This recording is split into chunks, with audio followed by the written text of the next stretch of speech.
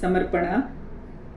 హే ఈశ్వర దయానిధే, భవత్కృపయా నేన జపోపాసనాది కర్మణ ధర్మార్థకామ మోక్షాణం సద్యత్ సిద్ధిర్భవేన్నః. ఓ ఈశ్వర దయానిధే, నీ కృపచే మేము చేసిన సకలోత్తమ కర్మలను నీకు అర్పించుచున్నాము. నీ కృపచే మా ఈ జపోపాసనాది కర్మల వలన మాకు ధర్మార్థకామ మోక్షములను సిద్ధించునుగాక. నమస్కార మంత్రము.